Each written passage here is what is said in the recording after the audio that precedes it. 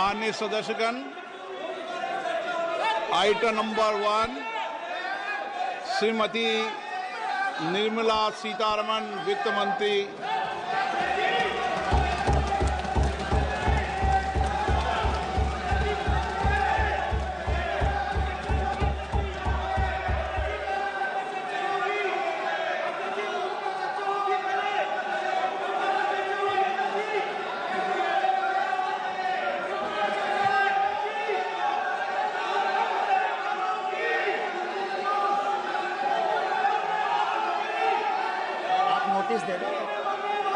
सदस्यगण, budget के बाद राज्यपाल अभिभाषण में आपको पर्याप्त अवसर दूंगा।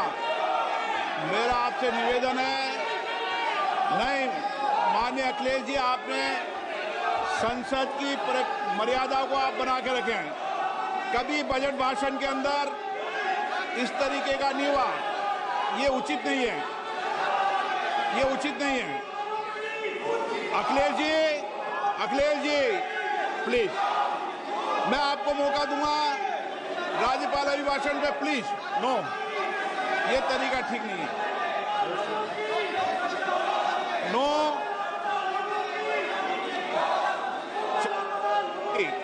राज्यपाल अभिभाषण पे चर्चा होगी।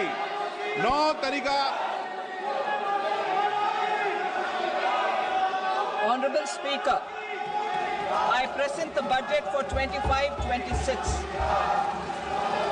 This budget continues our government's efforts to A. Accelerate growth, B. Secure inclusive development, C. Invigorate private sector investments, D.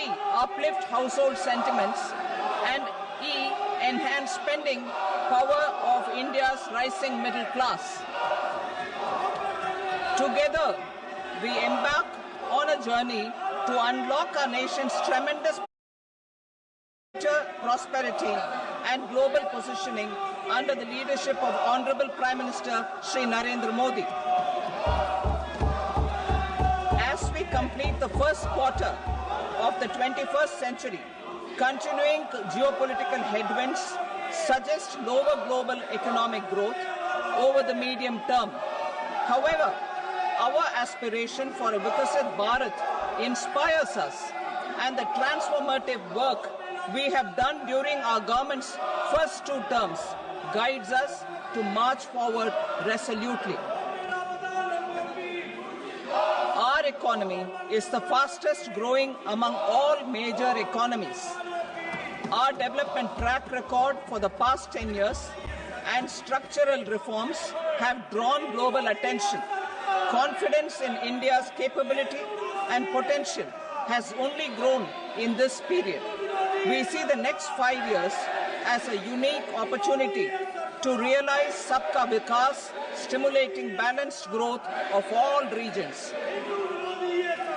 The great Telugu poet and playwright Gurujada Apparao had said, "Deshamante matti kadoy, deshamante manushuloy," meaning a country is not just its soil, a country is its people.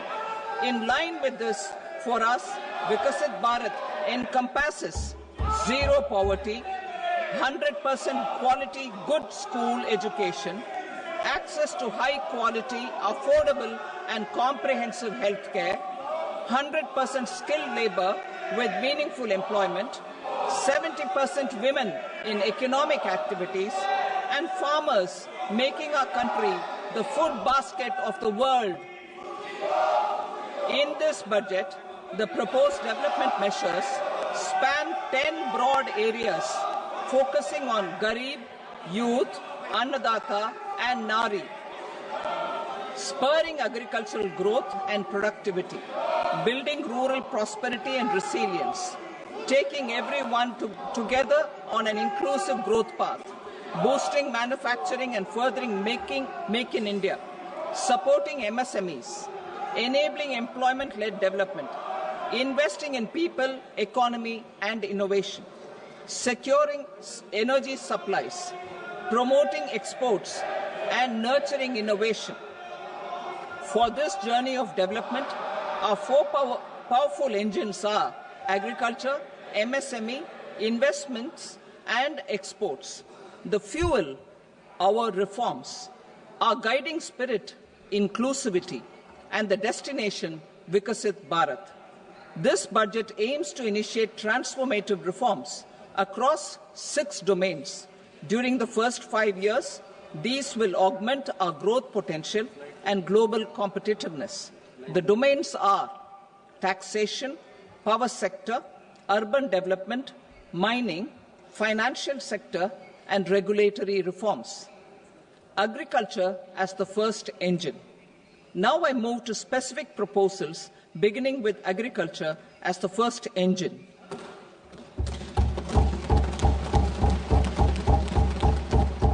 Prime Minister Dhan Dhanya Krishi Yojana, developing agri-districts program.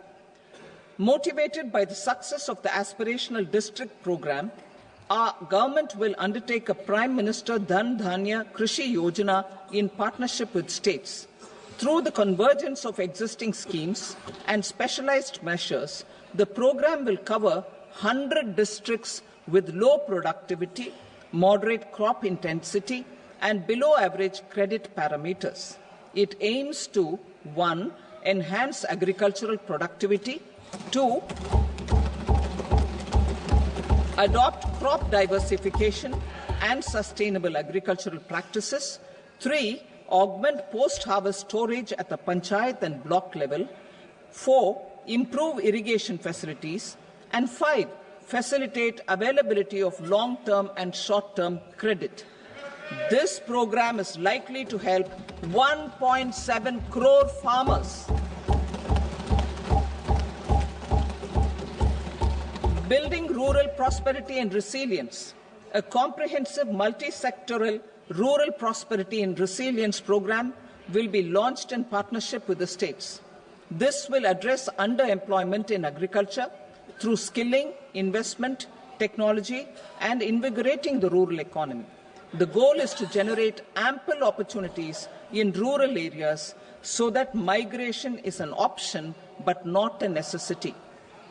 The program will focus on rural women, young farmers, rural youth, marginal and small farmers, and landless families. The details are in Annexure A. Domestic best practices will be incorporated, and appropriate technical and financial assistance will be sought from multilateral development banks. In Phase 1, 100 developing agri-districts will be covered. Atmanirbharta in pulses. Our government is implementing the National Mission for Edible Oilseed for achieving Atmanirbharta in edible oils. Our farmers have the capability to grow enough for our needs and more. 10 years ago, we made concerted efforts and succeeded in achieving near self-sufficiency in pulses. Farmers responded to the need by increasing the cultivated area by 50%, and government arranged for procurement and remunerative prices. Since then, with rising incomes and better affordability, our consumption of pulses has increased significantly. Our government will now launch a 6-year mission for Atmanirbharta in pulses with a special focus on Tuar, Urad and Masoor. Details are in Annexure B. Central agencies such as NAFED and NCCF will be ready to procure these 3 pulses as much as offered during the next 4 years from farmers who register with these agencies and enter into agreements. Comprehensive program for vegetables and fruits. It is encouraging that our people are increasingly becoming aware of their nutritional needs. It is a sign of a society becoming healthier. With rising income levels, the consumption of vegetables, fruits, and Shri Anna is increasing significantly. A comprehensive program to promote production, efficient supplies, processing, and remunerative prices for farmers will be launched in partnership with the states. Appropriate institutional mechanisms for implementation and participation of farmer producer organizations and cooperatives will be set up. Makhana board in Bihar. For this, there is a special opportunity for the people of Bihar. A Makhana board will be established in the state to improve production, processing, value addition, and marketing of Makhana. The people engaged in these activities will be organized into FPOs. The board will provide hand-holding and training support to Makhana farmers and will also work to ensure they receive the benefits of all relevant government schemes. A national mission on high-yielding seeds will be launched, aimed at 1. Strengthening research ecosystem, 2. Targeted development and propagation of seeds with high yield, pest resistance, and climate resilience, and 3. Commercial availability of more than 100 seed varieties released since July 2024. India ranks second largest globally in fish production and aquaculture. Seafood exports are valued at 60,000 crore rupees. To unlock the untapped potential of the marine sector, our government will bring in an enabling framework for sustainable harnessing of fisheries from Indian exclusive economic zone and high seas, with a special focus on the Andaman and Nicobar and Lakshadweep islands. For the benefit of lakhs of cotton growing farmers, I am pleased to announce a mission for cotton productivity. This 5-year mission will facilitate significant improvements in productivity and sustainability of cotton farming and promote extra long staple cotton varieties. The best of science and technology support will be provided to farmers. Aligned with our integrated 5F vision for the textile sector, this will help in increasing incomes of the farmers and ensure a steady supply of quality cotton for rejuvenating India's traditional textile sector. Kisan credit cards facilitate short-term loans for 7.7 crore farmers, fishermen, and dairy farmers. The loan limit under modified interest subvention scheme will be enhanced from 3 lakh rupees to 5 lakh rupees for loans taken through the KCC. For Atmanirbharta in urea production, our government had reopened 3 dormant urea plants in the eastern region. To further augment urea supply, a plant with annual capacity of 12.7 lakh metric tons will be set up at Namrup in Assam.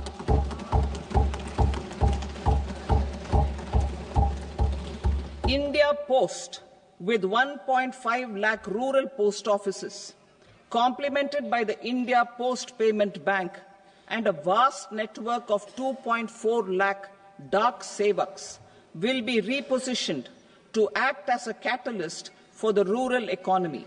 Details are at Annexure C. India Post will also be transformed as a large public logistics organization.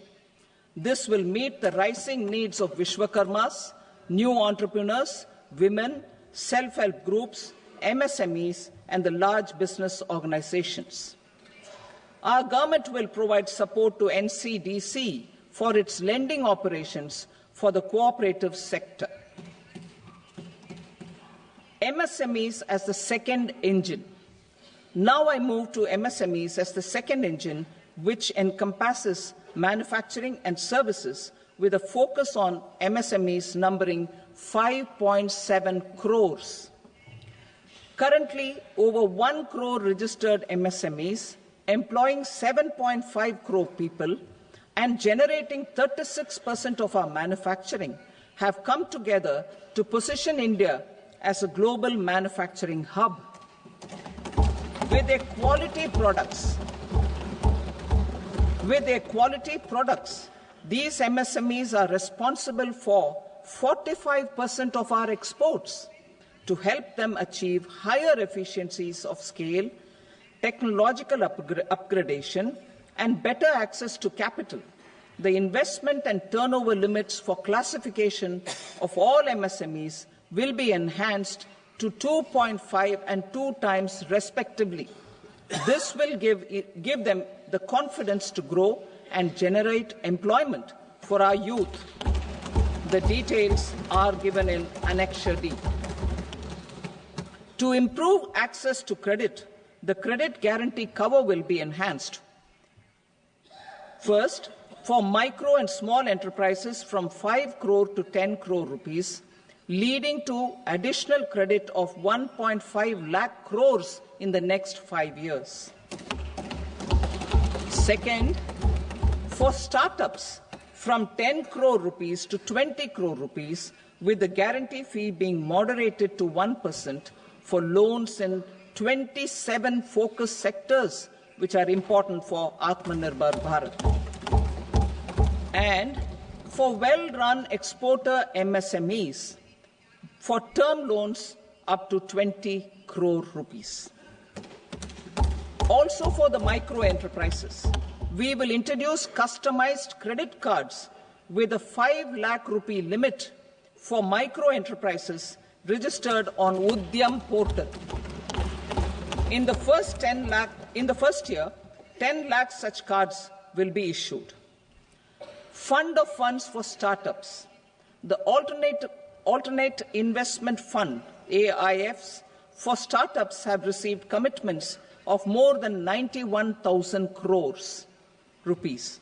These are supported by the fund of funds set up with the Government of India's contribution of 10,000 crore rupees.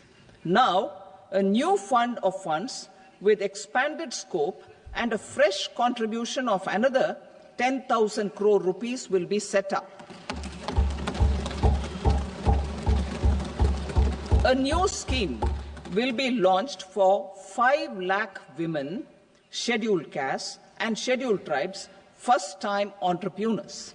This will provide term loans up to 2 crore rupees during the next 5 years. The scheme will incorporate lessons from the successful Stand Up India scheme. Online capacity building for entrepreneurship and managerial skills will also be organized. Measures for labor-intensive sectors. To promote employment and entrepreneurship opportunities in labor-intensive sectors, our government will undertake specific policy and facilitation measures. To enhance the productivity, quality, and competitiveness of India's footwear and leather sector, a focused product scheme will be implemented. The scheme will support design capacity, component manufacturing, and machinery required for production of non-leather quality footwear, besides the support for leather footwear and products. The scheme is expected to facilitate employment for 22 lakh persons, generate over 4 lakh crore rupees, and exports of over 1.1 lakh crore rupees. Measures for the toys sector. Building on the National Action Plan for Toys, we will implement a scheme to make India a global hub for toys. The scheme will focus on development of clusters, skills, and a manufacturing ecosystem that will create high-quality, unique, innovative, and sustainable toys that will represent the Made in India brand. Support for food processing. In line with our commitment towards Purvodaya, we will establish a National Institute of Food Technology, Entrepreneurship and Management in Bihar.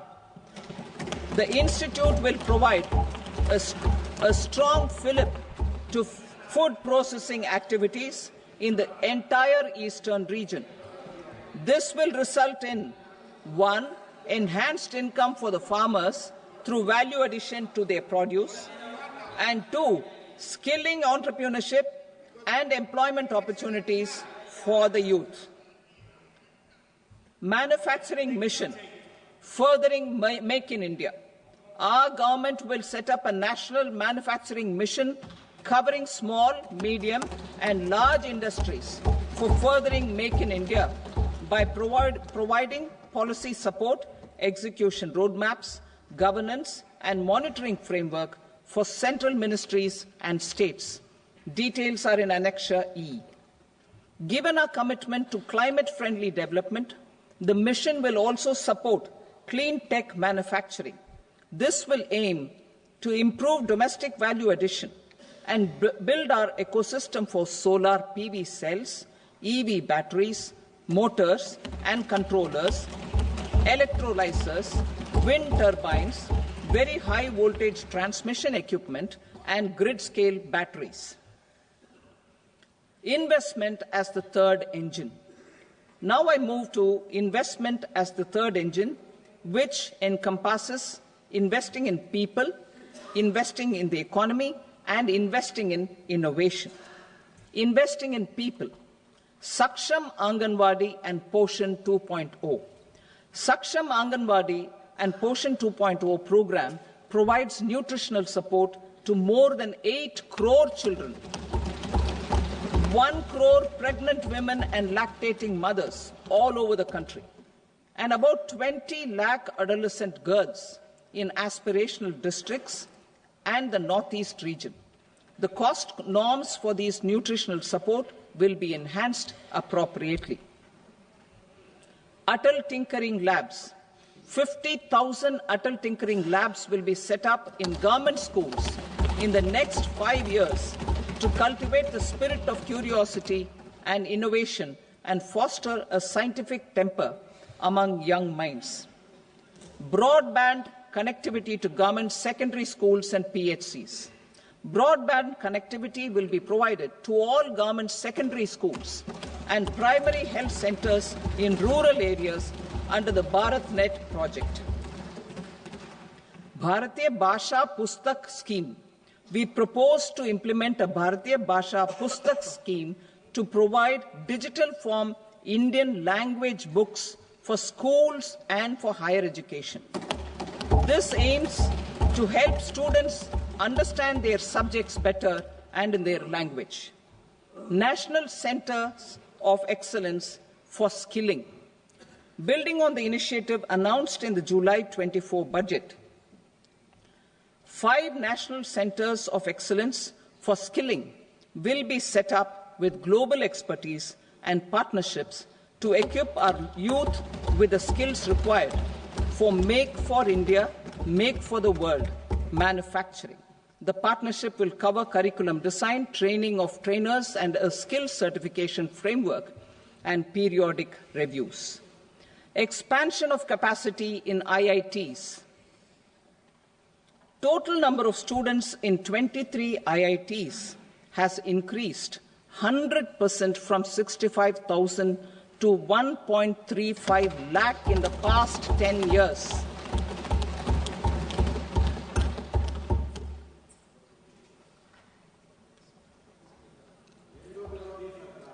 Additional infrastructure will be created in the 5 IITs started after 2014 to facilitate education for 6,500 more students.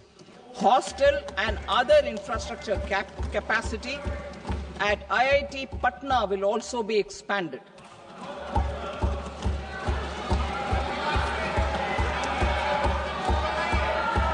Center of Excellence.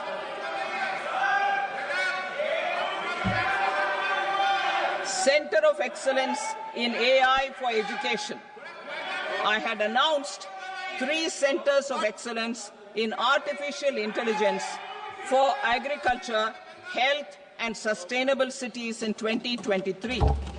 Now a center of excellence in artificial intelligence for education will be set up with a total outlay of 500 crores. Expansion of medical education.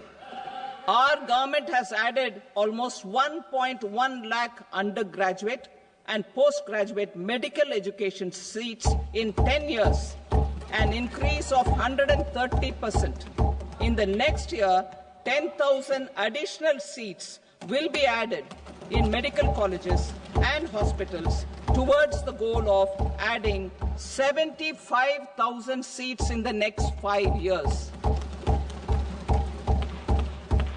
Daycare cancer centers in all district hospitals. Our government will facilitate setting up of daycare cancer centers in all district hospitals in the next 3 years. 200 centers will be established in 25-26 itself. Strengthening urban livelihoods. Our government has been giving priority to assisting urban poor and vulnerable groups. A scheme for socio-economic upliftment of urban workers will be implemented to help them improve their incomes, have sustainable livelihoods, and a better quality of life. PM Swanidhi scheme has benefited more than 68 lakh street vendors, giving them respite from high-interest informal sector loans. Building on this success, the scheme will be revamped with enhanced loans from banks, UPI-linked credit cards with 30,000 rupees limit, and capacity building support. Social Security scheme for welfare of online platform workers. Gig workers of online platforms provide great dynamism to the new age services economy. Recognizing their contribution, our government will arrange for their identity cards and registration on the e-Shram portal. They will be provided health care under PM Jan Arogya Yojana. This measure is likely to assist nearly 1 crore gig workers.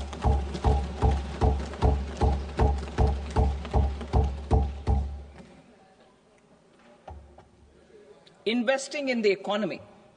Public-private partnership in infrastructure. Each infrastructure-related ministry will come up with a 3-year pipeline of projects that can be implemented in PPP mode. States will also be encouraged to do so and can seek support from the India Infrastructure Project Development Fund, which is a scheme to prepare PPP proposals. Support to states for infrastructure. An outlay of 1.5 lakh crore is proposed for the 50-year interest-free loans to states for capital expenditure and incentives for reforms. Building on the success of the first asset monetization plan announced in 2021, the second plan for 2025 to 30 will be launched to plow back capital of 10 lakh crore in new projects. Regulatory and fiscal measures will be fine-tuned to support the plan. Jal Jeevan Mission. Since 2019, 15 crore households, representing 80% of India's rural population, have been provided access to portable tap water connections.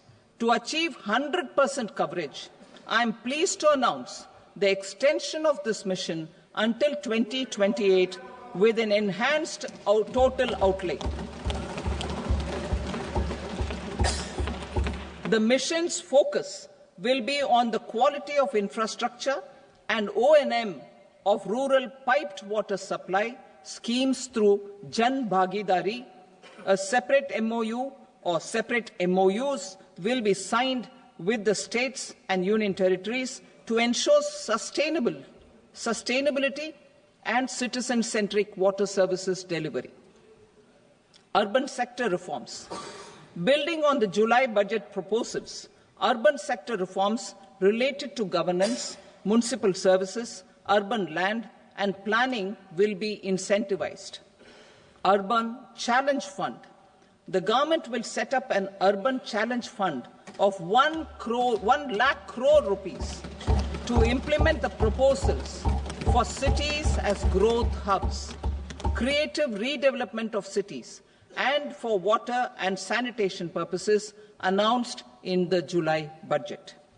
This fund will finance up to 25% of the cost of bankable projects, with a stipulation that at least 50% of the cost is funded from bonds, bank loans, and PPPs. An allocation of 10,000 crore is proposed in 2025-26. Power sector reforms. We will incentivize electricity distribution reforms and augmentation of intra-state transmission capacity by states. This will improve financial health and capacity of electricity companies. Additional borrowing of 0.5% of GSDP will be allowed to states contingent on these reforms. Nuclear energy mission for Vikasit Bharat. Development of at least 100 gigawatt of nuclear energy by 2047 is essential for our energy transition efforts. For an active partnership with the private sector towards this goal, amendments to the Atomic Energy Act and the Civil Liability for Nuclear Damage Act will be taken up. A nuclear energy mission for research and development of small modular reactors with an outlay of 20,000 crore will be set up. At least 5 indigenously developed small modular reactors will be operationalized by 2033. Shipbuilding. The shipbuilding financial assistance policy will be revamped to address cost disadvantages. This will also include credit notes for shipbreaking in Indian yards to promote the circular economy. Large ships above a specified size will be included in the infrastructure harmonized master list. Shipbuilding clusters will be facilitated to increase the range, categories, and capacity of ships. This will include additional infrastructure, facilities, skilling, and technology to develop the entire ecosystem. Maritime Development Fund. For long-term financing for the maritime industry, a Maritime Development Fund with a corpus of 25,000 crore rupees will be set up.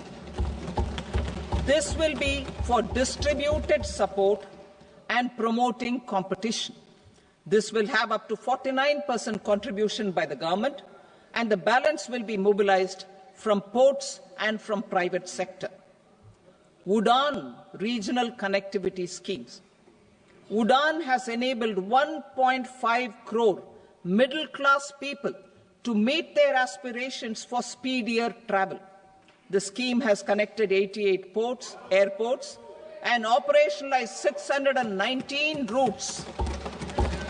Inspired by that success, a modified UDAN scheme will be launched to enhance regional connectivity to 120 new destinations and carry 4 crore passengers in the next 10 years. 4 crore additional passengers in the next 10 years. The scheme will also support helipads and smaller airports in hilly, aspirational, and northeast regional districts. Greenfield airports will be facilitated in Bihar to meet the future needs of the state. These will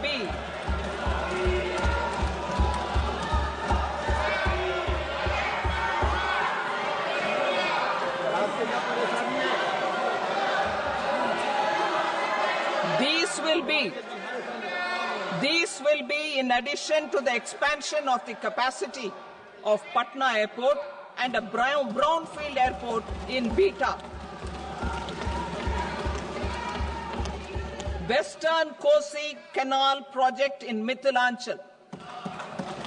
Financial support will be provided for the Western Kosi Canal ERM project benefiting a large number of farmers cultivating over 50,000 hectares of land in the Mithilanchal region of Bihar.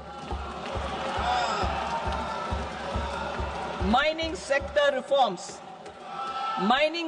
reforms, including those for minor minerals, will be encouraged through sharing of best practices and institutions of a state mining index. A policy for recovery of critical minerals from tailings will be brought out.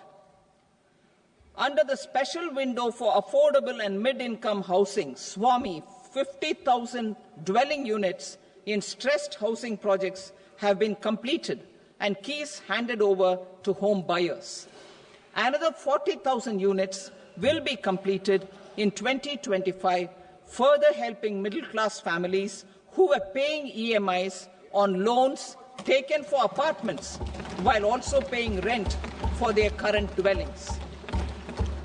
Building on this success, SWAMI Fund 2 will be established as a blended finance facility with contribution from the government, banks and private investors. This fund of 15,000 crore rupees will aim for expeditious completion of another 1 lakh units. PM Gati Shakti data for private sector.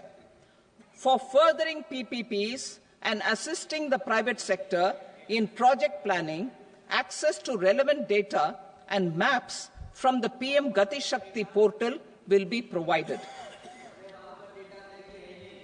Tourism for employment-led growth.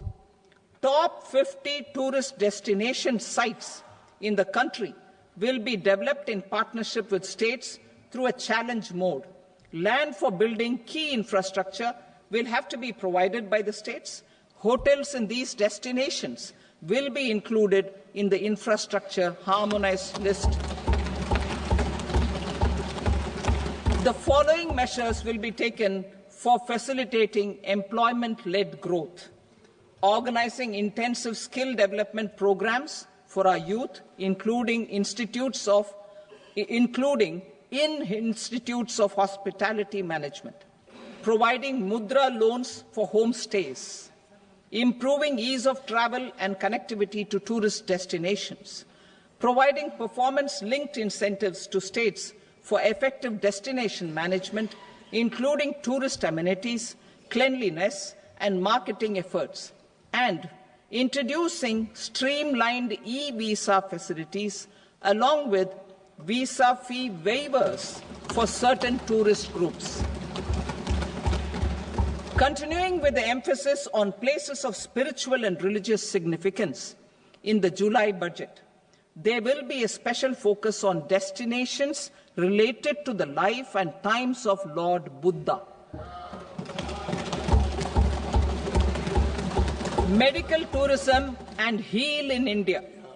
Medical tourism and heal in India will be promoted in partnership with the private sector, along with capacity building and easier visa norms.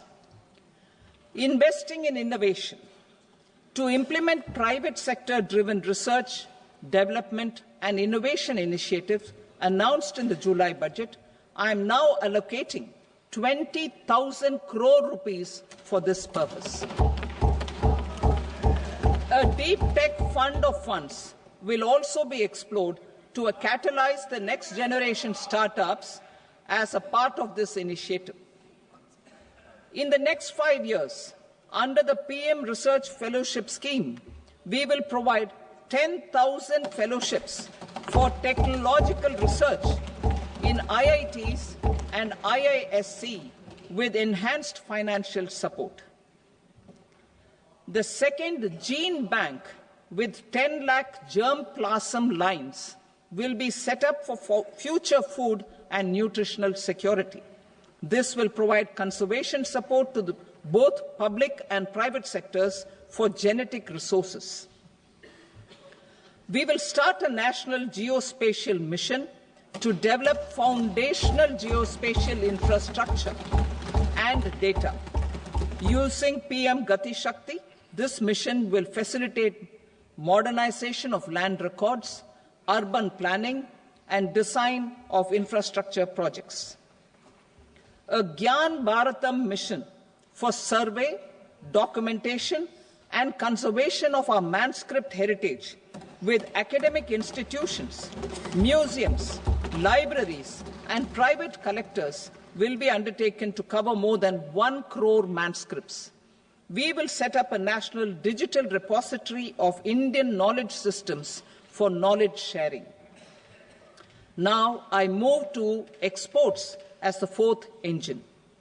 We will set up an export promotion mission with sectoral and ministerial targets driven jointly by the Ministries of Commerce, MSME, and Finance.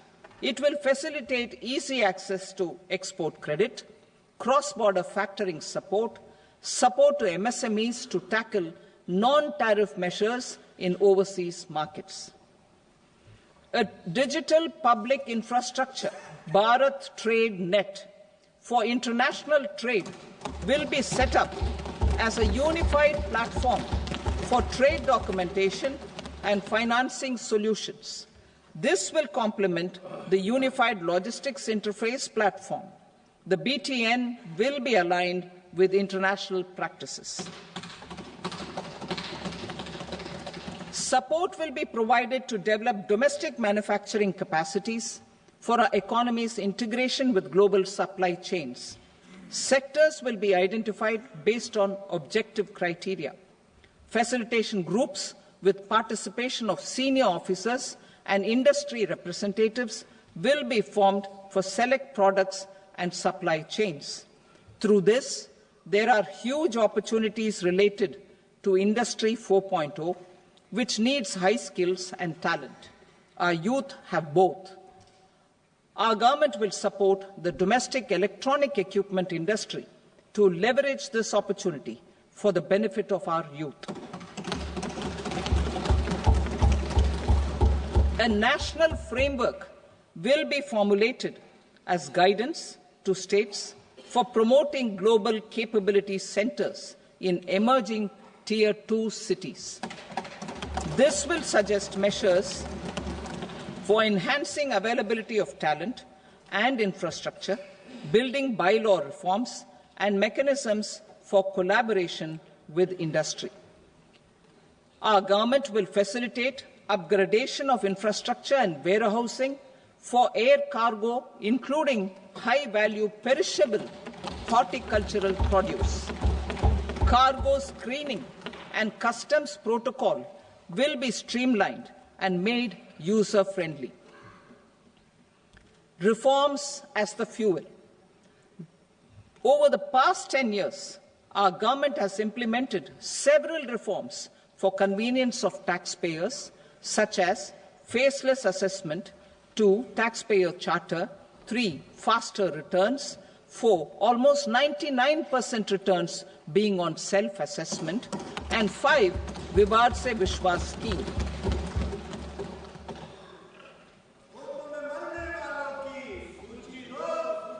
Continuing these efforts, I reaffirm the commitment of the Tax Department to trust first, scrutinize later. I also propose to introduce the new income tax bill next week. I will detail the indirect tax reforms and changes in direct taxes in Part B. Financial sector reforms. The FDI limit for the insurance sector will be raised from 74 to 100%. This enhanced limit will be available for those companies which invest the entire premium in India. The current guardrails and conditionalities associated with foreign investment will be reviewed and simplified. The services of India Post Payment Bank will be deepened and expanded in rural areas. NABFID will set up a partial credit enhancement facility for corporate bonds for infrastructure. Public sector banks will develop Grameen Credit Score framework to serve the credit needs of SHG members and people in rural areas. A forum for regulatory coordination and development of pension products will be set up. To implement the earlier announcement on simplifying the KYC processes, the revamped Central KYC Registry will be rolled out in 2025. We will also implement a streamlined system for periodic updating. Requirements and procedures for speedy approval of company mergers will be rationalized. The scope for fast-track mergers will also be widened and the process made simpler. As proposed in the interim budget, we signed bilateral investment treaties with 2 countries in 2024 to encourage sustained foreign investment, and in the spirit of First Develop India, the current model BIT will be revamped and made more investor-friendly. In the last 10 years, in several aspects, including financial and non-financial, our government has demonstrated a steadfast commitment to ease of doing business. We are determined to ensure that our regulations must keep up with technological innovations and global policy developments. A light-touch regulatory framework based on principles and trust will unleash productivity and employment. Through this framework, we will update regulations that were made under old laws. To develop this modern, flexible, people-friendly and trust-based regulatory framework appropriate for the 21st century, I propose 4 specific measures. A high-level committee for regulatory reforms will be set up for a review of all non-financial sector regulations, certifications, licenses, and permissions. The committee will be expected to make recommendations within a year. The objective is to strengthen trust-based economic governance and take transformational measures to enhance ease of doing business, especially in matters of inspection and compliances. States will be encouraged to join in this endeavour. An investment friendliness index of states will be launched in 2025 to further the spirit of competitive, cooperative federalism. Under the Financial Stability and Development Council, a mechanism will be set up to evaluate impact of the current financial regulations and subsidiary instructions. It will also formulate a framework to enhance their responsiveness and development of the financial sector. In the Jan Vishwas Act 2023, more than 180 legal provisions were decriminalized. Our government will now bring up the Jan Vishwas Bill 2.0 to decriminalize more than 100 provisions in various laws. I now move to fiscal policy. In the July budget, I had committed to staying the course for fiscal consolidation. Our endeavour will be to keep the fiscal deficit each year such that central government debt remains on a declining path as a percentage of the GDP. The roadmap for the next 6 years has been detailed in the FRBM statement. Revised estimates for 2024-25. The revised estimate of the total receipts other than borrowings is 31.47 lakh crore rupees, of which the net tax receipts are 25.57 lakh crore rupees. The revised estimate of the total expenditure is 47.16 lakh crore rupees, of which the capital expenditure is about 10.18 lakh crore rupees. The revised estimate of the fiscal deficit is 4.8% of the GDP. Budget estimates for 25-26.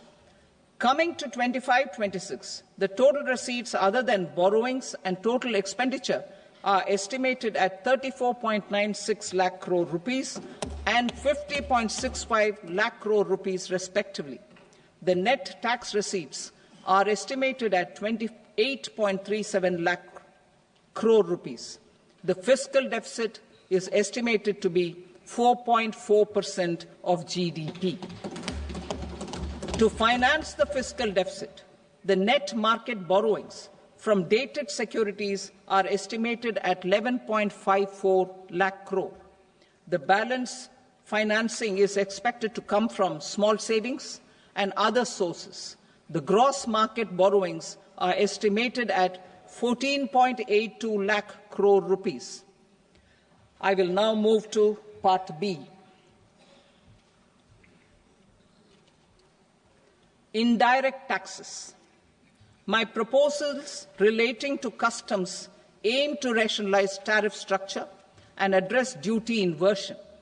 These will also support domestic manufacturing and value addition, promote exports, facilitate trade, and provide relief to common people. Rationalization of customs tariff structure for industrial goods. As a part of comprehensive review of customs rate structure announced in July 2024 budget, I propose to 1. Remove 7 tariff rates. This is over and above the 7 tariff rates removed in 23-24 budget. After this, there will be only 8 remaining tariff rates, including 0 rate. 2. Apply appropriate cess to broadly maintain effective duty incidence, except on a few items where such incidence will reduce marginally. 3. Levy not more than 1 cess or surcharge. Therefore, I propose to exempt social welfare surcharge on 82 tariff lines that are subject to a cess. I shall now take up sector-specific proposals. To provide relief to patients, particularly those suffering from cancer, rare diseases, and other severe chronic diseases, I propose to add 36 life-saving drugs and medicines to the list of medicines fully exempted from basic custom duty.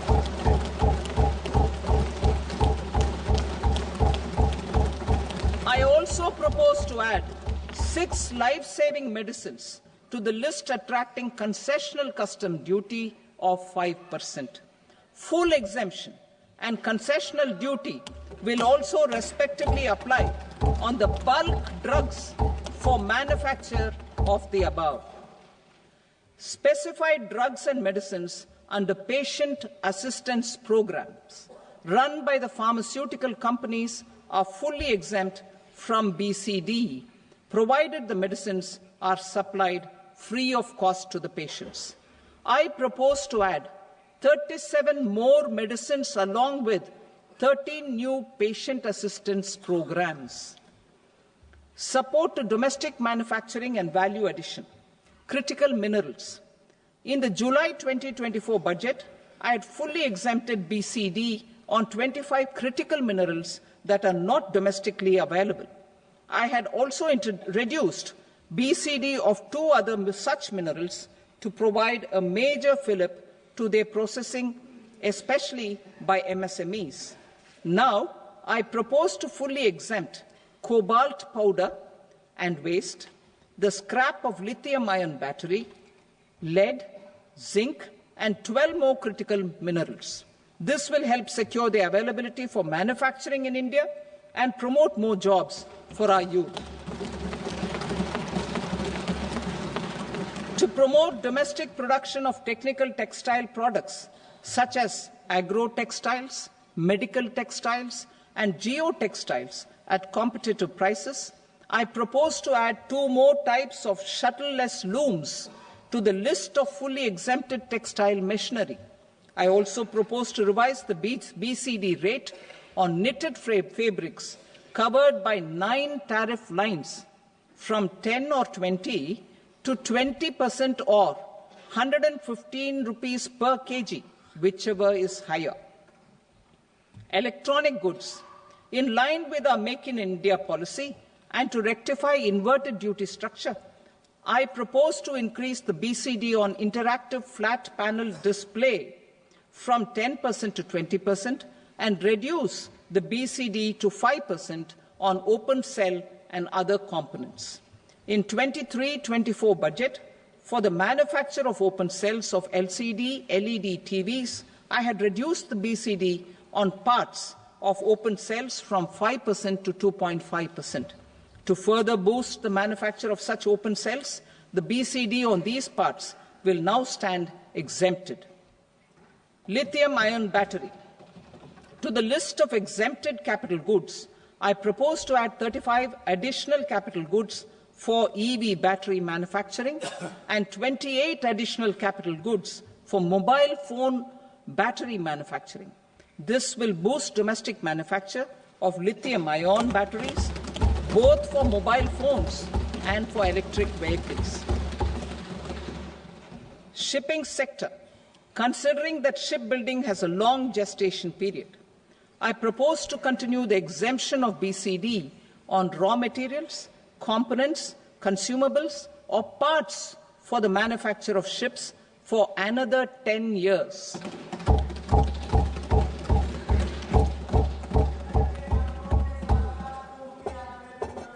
I also propose the same dispensation for shipbreaking to make it more competitive.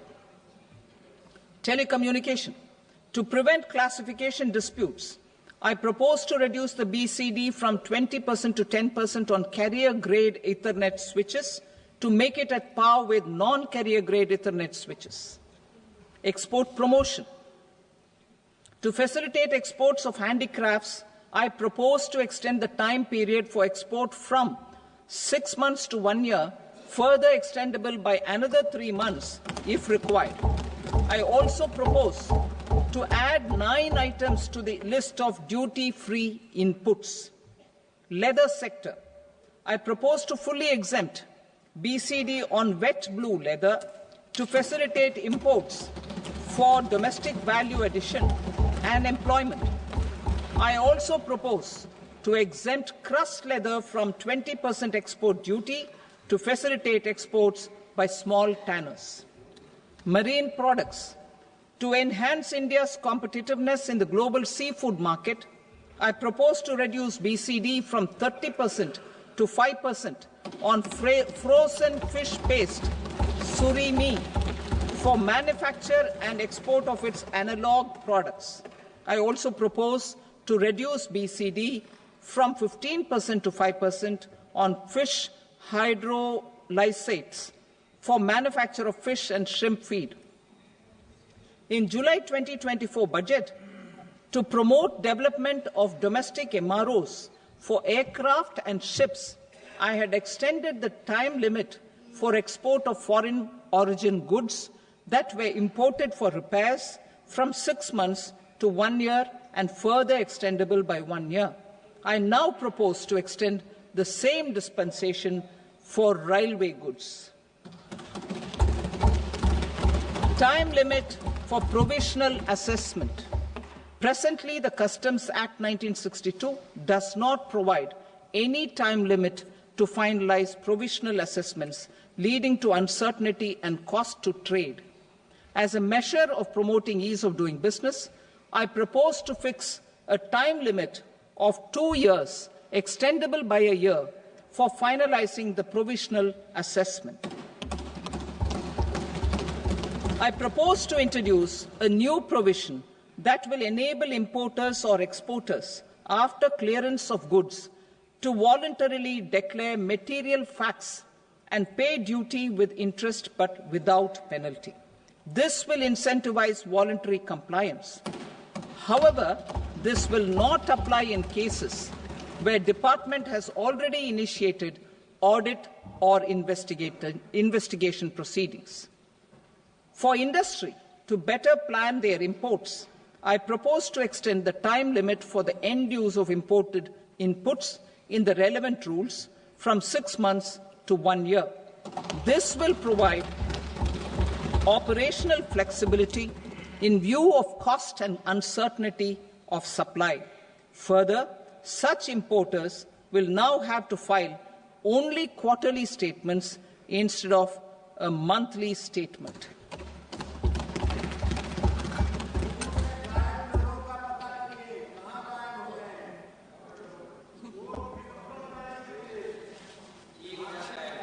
I now come to my direct tax proposals. In Part A, I have briefly underlined taxation reforms as one of key reforms to realize our vision of Vikasit Bharat.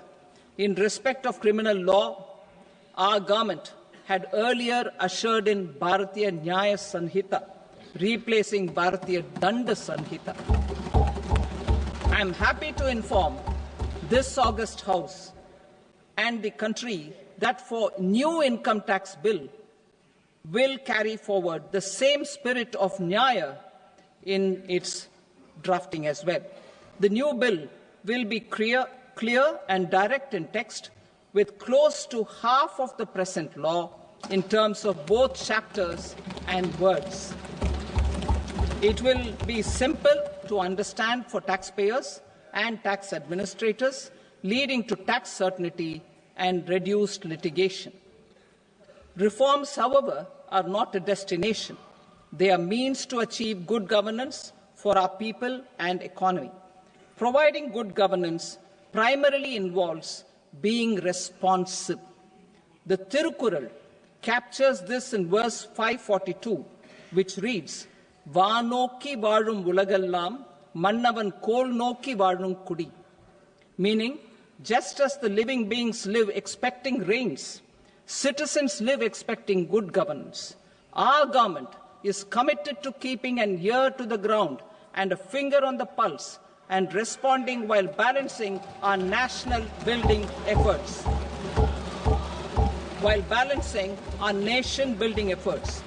The following measures will detail just how our government will, under the guidance of PM Modi, has taken steps to understand and address.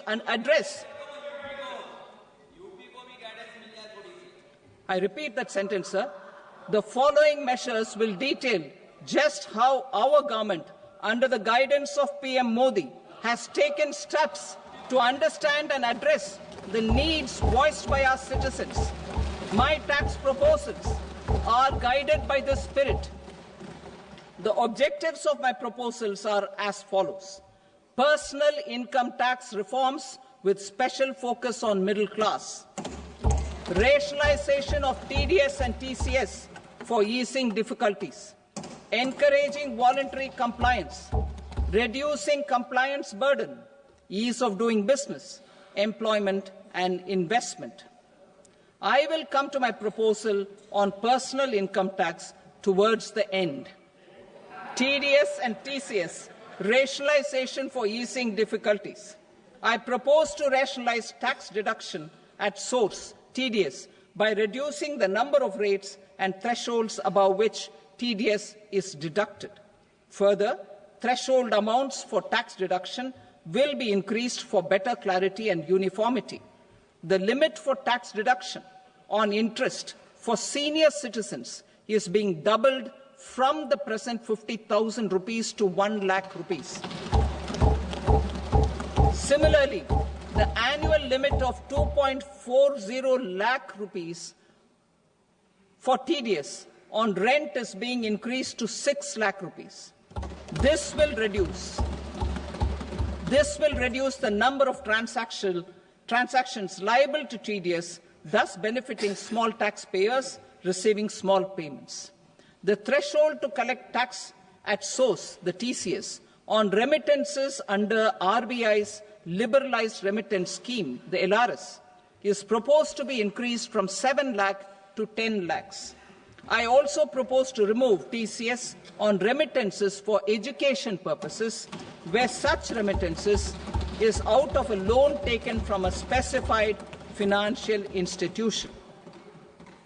Both TDS and TCS are being applied on any transaction related to sale of goods.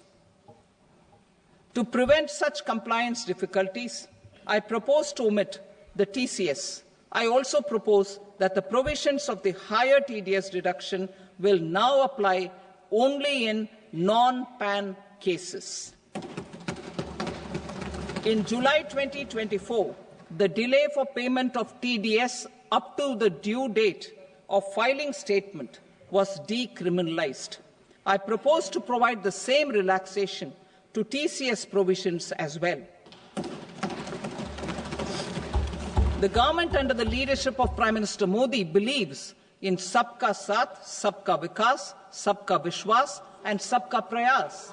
In line with this, we brought in updated return facility in 2022 for voluntary compliance by taxpayers who had omitted to report their correct income. Our trust in taxpayers was proved right. Nearly 90 lakh taxpayers voluntarily updated their incomes by paying additional tax. Taking this trust further, I now propose to extend the time limit to file updated returns for any assessment year from the current limit of 2 years to 4 years. I propose to reduce the compliance burden for small charitable trusts and institutions by increasing their period of registration from 5 years to 10 years. It is also proposed that disproportionate consequences do not arise for minor defaults such as incomplete applications filed by charitable entities. Presently, taxpayers can claim the annual value of self-occupied properties as nil only on the fulfillment of certain conditions. Considering the difficulties faced by taxpayers, it is proposed to allow the benefit of 2 such self-occupied properties without any condition. To streamline the process of transfer pricing and to provide an alternative to yearly examination, I propose to introduce a scheme for determining arm's length price of international transaction for a block period of 3 years. This will be in line with global best practices. With a view to reduce litigation and provide certainty in international taxation, the scope of safe harbor rules is being expanded. A number of senior and very senior citizens have very old national savings schemes accounts. As interest is no longer payable on such accounts, I propose to exempt withdrawals made from NSS by individuals on or after 29th August 2024. I am also proposing to allow similar treatment to NPS Vatsalya accounts as is available to normal NPS accounts subject to overall limits. In my speech in July 2024, I had promised that all processes, including giving effect to appellate orders, shall be digitalized and made paperless over the next 2 years.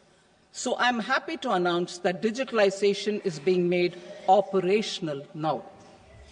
In July 2024, we brought in the Vivad Se Vishwas scheme to resolve income tax disputes pending in appeal. The scheme has received a great response, with nearly 33,000 taxpayers having availed of the scheme to settle their disputes. I have a few proposals to promote investment and employment. It is proposed to provide a presumptive taxation regime for non-residents who provide services to a resident company that is establishing or operating an electronics manufacturing facility. I further propose to introduce a safe harbor for tax certainty for non-residents who store components for supply to specified electronics manufacturing units. Presently, the tonnage tax scheme is available only to sea-going ships. The benefits of existing tonnage tax scheme are proposed to be extended to inland vessels registered under the Indian Vessels Act 2021 to promote inland water transport in the country. Extension for incorporation of startups. We continue to support the Indian startup ecosystem.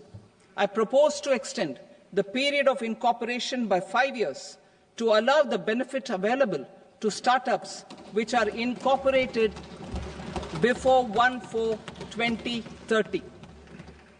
In order to attract and promote additional activities in the IFSC, I am inter alia proposing specific benefits to ship leasing units, insurance offices, and treasury centers of global companies which are set up in IFSC.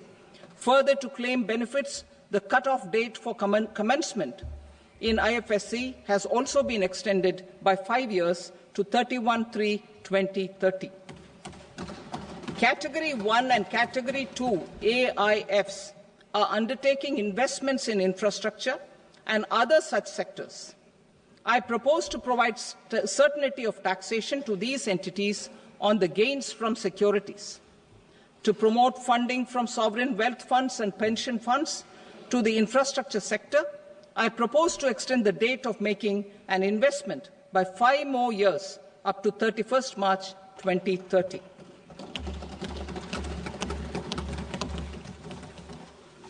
Personal income tax reforms with special focus on middle class. Democracy, demography, and demand are the key support pillars in our journey towards Vikasit Bharat. The middle class provides strength for India's growth. This government, under the leadership of Prime Minister Modi, has always believed in the admirable energy and ability of the middle class in nation building. In recognition of their contribution,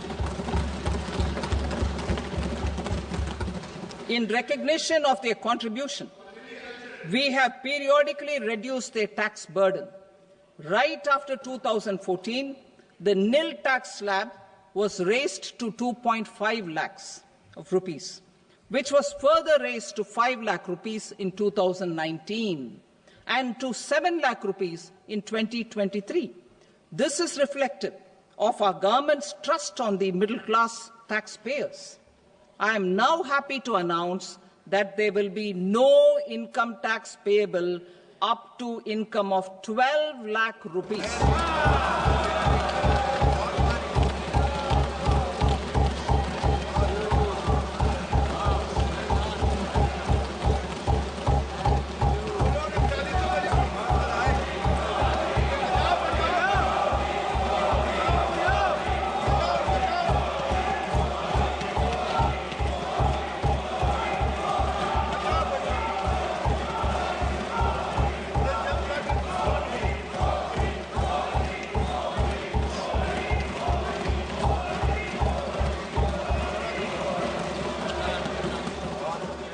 So, average income of 1 lakh per month, other than the special rate income such as capital gains, under the new regime. This limit will be 12.75 lakh for salaried taxpayers due to the standard deduction of 75,000. Slabs and rates are being changed across the board to benefit all taxpayers. The new structure will substantially reduce the taxes of the middle class and leave more money in their hands, boosting household consumption, savings, and investment. In the new tax regime, I propose to revise tax rate structures as follows: 0 to 4 lakh rupees nil, 4.8 lakh rupees to 4 to 8 lakh rupees 5%, 8 to 12 lakh rupees 10%, 12 to 16 lakh rupees 15%, 16 to 20 lakh rupees 20%, 20 to 24 lakh rupees 25%, and above 24 lakh rupees 30%. To taxpayers up to 12 lakh of normal income, other than special rate income such as capital gains. I read that again. To taxpayers up to 12 lakh of income, other than special rate income such as capital gains, tax rebate is being provided in addition to the benefit due to slab rate reduction in such a manner that there is no tax payable by them. The total tax benefit of slab rate changes and rebate at different income levels can be illustrated with a few examples. A taxpayer in the new regime with an income of 12 lakh rupees will get a benefit of 80,000 rupees in tax, which is 100% of tax payable as per the existing rates.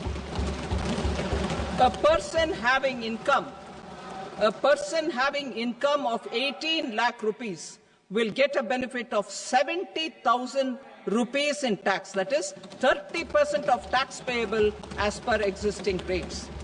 A person with an income of 25 lakh gets a benefit of 1,10,000 rupees, that is 25% of his tax payable as per existing rates. Details of my tax proposals are given in the annexure. As a result of these proposals, Honourable Speaker, sir, revenue of about 1 lakh crore in direct taxes and 2,600 crores in indirect taxes will be foregone. Mr. Speaker, sir, with this, I commend the budget to this august House.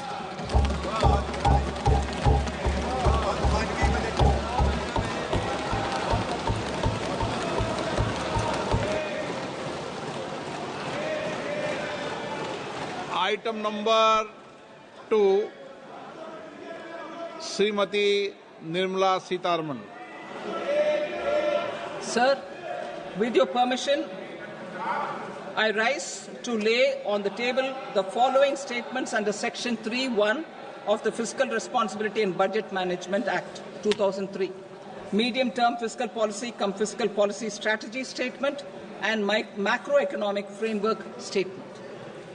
Item number 3, Srimati Nirmala Sitharaman. Sir, with your permission, I rise to move for leave to introduce the Finance Bill 2025. प्रश्न ये है कि विधेयक को पुनर्स्थापित करने की अनुमति प्रदान की जाए। जो सदस्य इसके पक्ष में हाँ कहें, जो सदस्य विरोध में ना कहें। मेरे विचार में निर्णय हाँ वालों के पक्ष में हुआ, हाँ वालों के पक्ष में अनुमति प्रदान की जाती है। माननीय मंत्री जी, अब विधेयक को पुनर्स्थापित करें। Sir, I introduce the bill. Thank you. सभा की कार्रवाई सोमवार दिनांक 3 फरवरी 2025 को प्राप्त 11 बजे तक के लिए स्थगित की जाती है।